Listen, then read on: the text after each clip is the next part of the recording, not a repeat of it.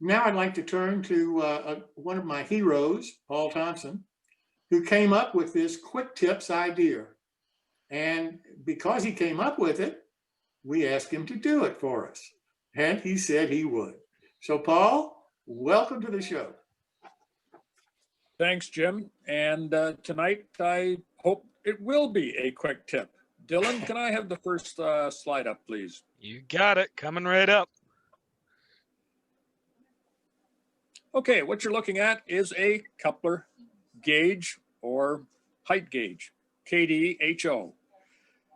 My point here is that no matter what scale you're in, you need a gauge, you need a standard to start from to improve your running. This isn't so much really a tip as perhaps a fact. Now, next slide, please, Dylan. You can gain a lot of information from these things as to how your cars run, etc. But my specific tip tonight is more or less in the way that I'm using this thing. Next slide, please, Dylan. Because I put it on the end of a switch.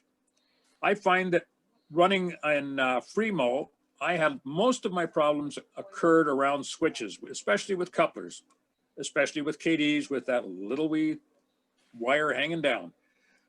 So what I did here was I mounted the gauge on a switch, and now I can run this car to the gauge, make sure everything's right, and immediately take it back. And next slide, please, Dylan. See exactly where the problems are.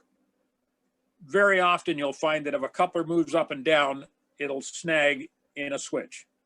And that's what you're looking for here. And that's my tip for tonight. Mount your gauge on something like this on your desk where you can see it, and it makes it a lot simpler to track down some of your problems. Thanks, guys.